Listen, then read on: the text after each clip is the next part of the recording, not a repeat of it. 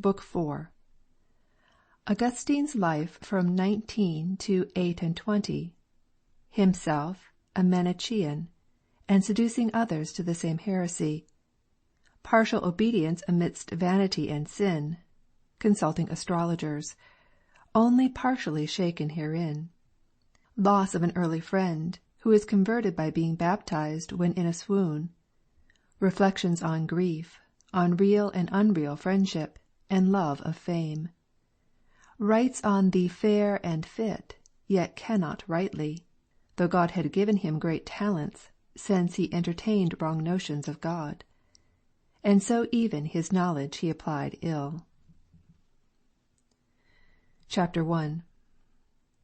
For this space of 9 years then, from my 19th year to my 28th, we lived seduced and seducing, deceived and deceiving, in divers lusts, openly by sciences which they call liberal, secretly with a false named religion, here proud, there superstitious, everywhere vain. Here hunting after the emptiness of popular praise, down even to theatrical applauses and poetic prizes, and strifes for grassy garlands, and the follies of shows, and the intemperance of desires. There, desiring to be cleansed from these defilements by carrying food to those who were called elect and holy, out of which, in the workhouse of their stomachs, they should forage for us angels and gods, by whom we might be cleansed. These things did I follow and practice with my friends, deceived by me and with me. Let the arrogant mock me, and such as have not been, to their own soul's health, stricken and cast down by Thee, O my God. But I would still confess to Thee mine own shame in Thy praise. Suffer me, I beseech Thee, and give me grace to go over in my present remembrance the wanderings of my forepast time, and to offer unto Thee the sacrifice of thanksgiving. For what am I to myself without Thee, but a guide to mine own downfall?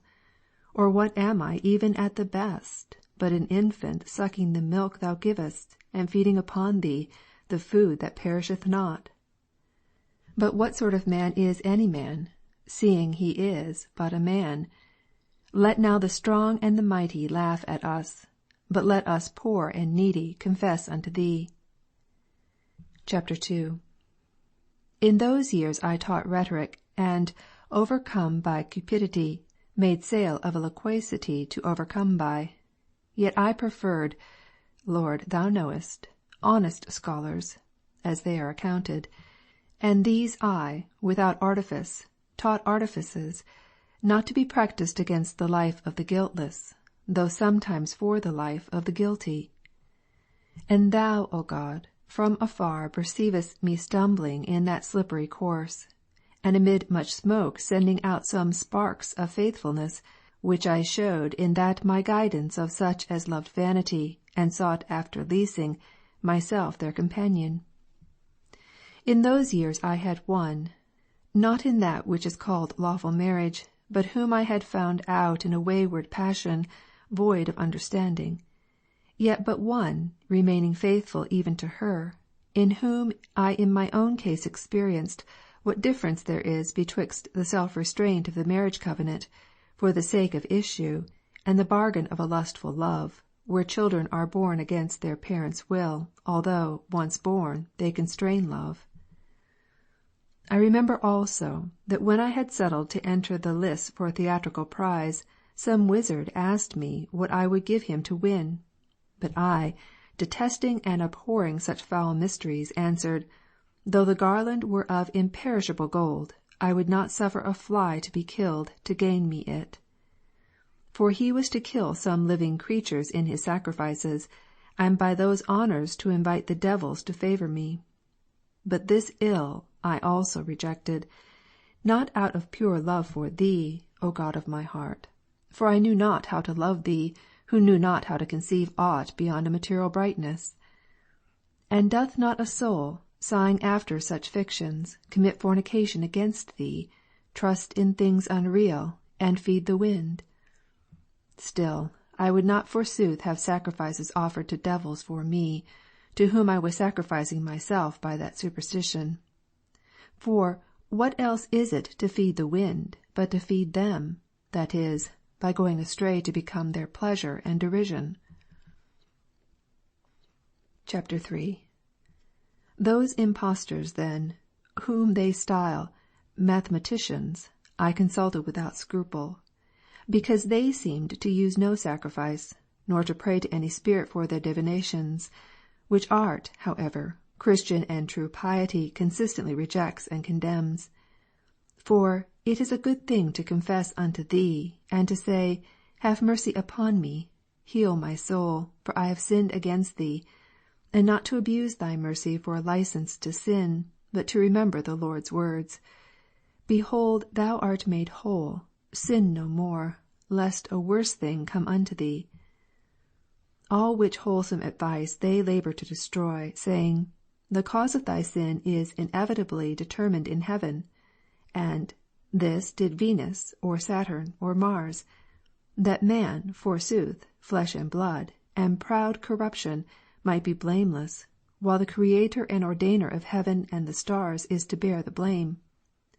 And who is he but our God, the very sweetness and wellspring of righteousness, who renderest to every man according to his works, and a broken and contrite heart wilt thou not despise?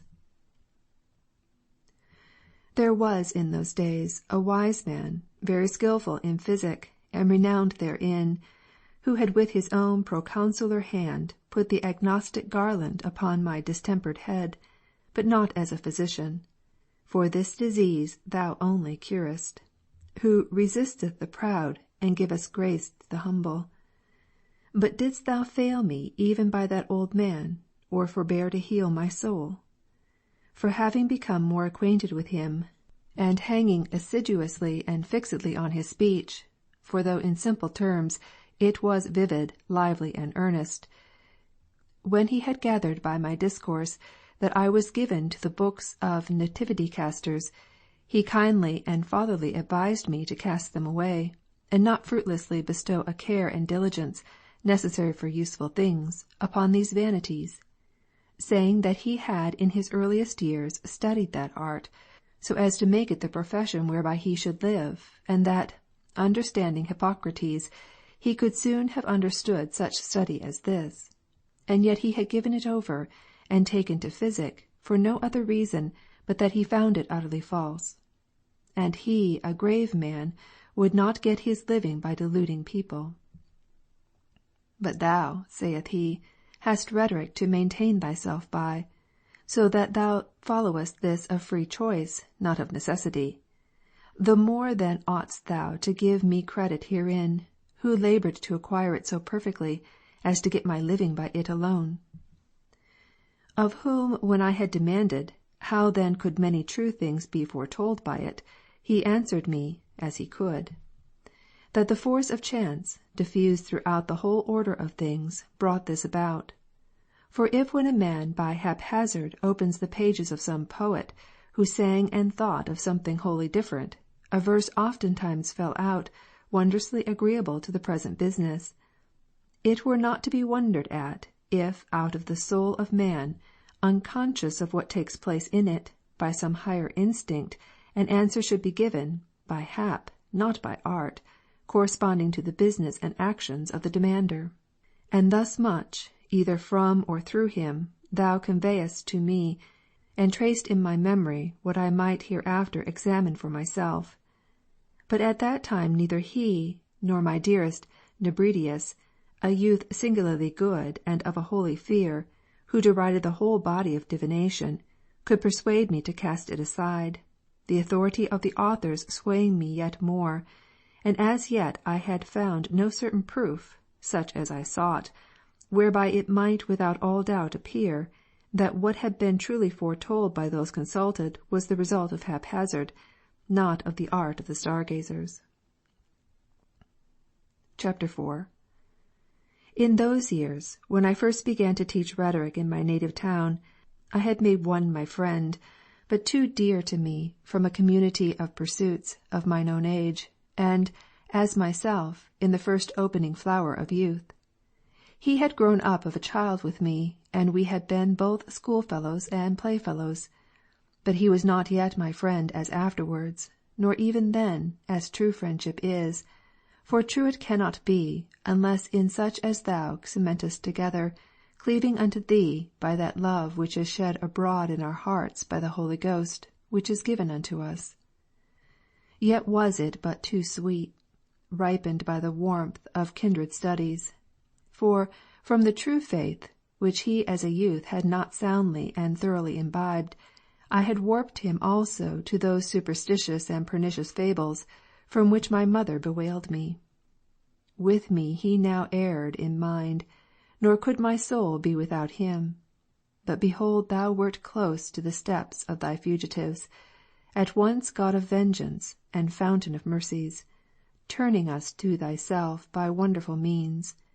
Thou tookest that man out of this life, when he had scarce filled up 1 whole year of my friendship, sweet to me above all sweetness of that my life. Who can recount all thy praises, which he hath felt in his one self? What didst thou then, my God, and how unsearchable is the abyss of thy judgments? For long, sore sick of fever, he lay senseless in a death sweat, and his recovery being despaired of, he was baptized unknowing, myself meanwhile little regarding, and presuming that his soul would retain rather what it had received of me, not what was wrought on his unconscious body.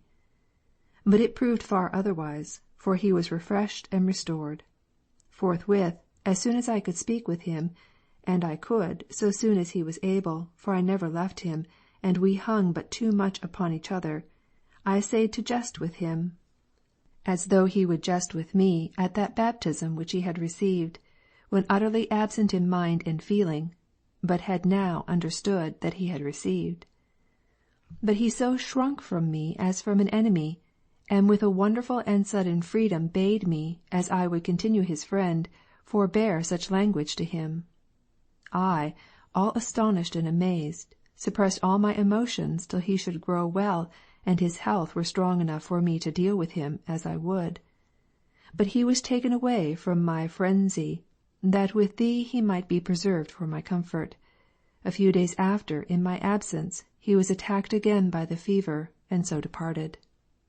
At this grief my heart was utterly darkened, and whatever I beheld was death. My native country was a torment to me, and my father's house a strange unhappiness, and whatever I had shared with him, wanting him, became a distracting torture. Mine eyes sought him everywhere, but he was not granted them, and I hated all places, for that they had not him, nor could they now tell me, he is coming, as when he was alive and absent. I became a great riddle to myself, and asked my soul, why she was so sad, and why she disquieted me sorely, but she knew not what to answer me. And if I said, trusting God, she very rightly obeyed me not, because that most dear friend, whom she had lost, was, being man, both truer and better than that phantasm she was bid to trust in. Only tears were sweet to me, for they succeeded my friend in the dearest of my affections. Chapter 5. And now, Lord, these things are passed by, and time hath assuaged my wound. May I learn from thee, who art truth, and approach the ear of my heart unto thy mouth, that thou mayest tell me why weeping is so sweet to the miserable. Hast thou, although present everywhere, cast away our miseries far from thee? And thou abidest in thyself, but we are tossed about in divers trials. And yet unless we mourned in thine ears, we should have no hope left. Whence then is sweet fruit gathered from the bitterness of life, from groaning, tears, sighs, and complaints? Doth this sweeten it, that we hope thou hearest? This is true of prayer, for therein is a longing to approach unto thee. But is it also in grief for a thing lost, and the sorrow wherewith I was then overwhelmed? For I neither hoped he should return to life, nor did I desire this with my tears. but I wept only and grieved. For I was miserable, and had lost my joy. Or is weeping indeed a bitter thing? And for very loathing of the things which we before enjoyed, does it then, when we shrink from them, please us? Chapter 6. But what speak I of these things? For now is no time to question, but to confess unto thee. Wretched I was, and wretched is every soul bound by the friendship of perishable things. He is torn asunder when he loses them, and then he feels the wretchedness which he had ere he lost them. So was it then with me. I wept most bitterly, and found my repose in bitterness. Thus I was wretched, and that wretched life I held dearer than my friend. For though I would willingly have changed it, yet was I more willing to part with it than with him. Yea, I know not whether I would have parted with it even for him, as is related, if not feigned, of Pylades and Orestes, that they would gladly have died for each other, or together, not to live together being to them worse than death. But in me there had arisen some unexplained feeling, too contrary to this, for at once I loathed exceedingly to live, and feared to die. I suppose, the more I loved him, the more did I hate, and fear, as a most cruel enemy, death, which had bereaved me of him. And I imagined it would speedily make an end of all men, since it had power over him. Thus was it with me, I remember. Behold my heart, O God, behold and see into me, for well I remember it, O my hope, who cleanseth me from the impurity of such affections, directing mine eyes towards thee, and plucking my feet out of the snare. For I wondered that others, subject to death, did live, since he whom I loved, as if he should never die, was dead. And I wondered yet more that myself, who was to him a second self, could live, he being dead. Well said one of his friends, Thou half of my soul. For I felt that my soul and his soul were one soul in two bodies, and therefore was my life a horror to me, because I would not live halved. And therefore perchance I feared to die, lest he whom I had much loved should die wholly. Chapter 7.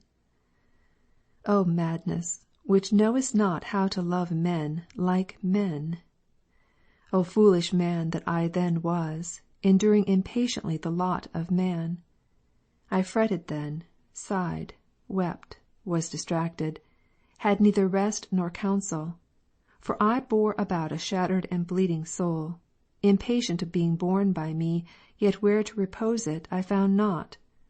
Not in calm groves, not in games and music, nor in fragrant spots, nor in curious banquetings, nor in the pleasures of the bed and the couch, nor, finally, in books or poesy, found it repose. All things looked ghastly, yea, the very light. Whosoever was not what he was revolting and hateful, except groaning and tears. For in those alone found I a little refreshment. But when my soul was withdrawn from them, a huge load of misery weighed me down. To thee, O Lord, it ought to have been raised, for thee to lighten. I knew it, but neither could nor would. The more, since, when I thought of thee, thou wert not to me any solid or substantial thing. For thou wert not thyself, but a mere phantom, and my error was my God. If I offered to discharge my load thereon, that it might rest, it glided through the void, and came rushing down again on me, and I had remained to myself a hapless spot, where I could neither be, nor be from thence. For whither should my heart flee from my heart? Whither should I flee from myself? Whither not follow myself? And yet I fled out of my country, for so should mine eyes less look for him, where they were not wont to see him. And thus from Thagaste I came to Carthage.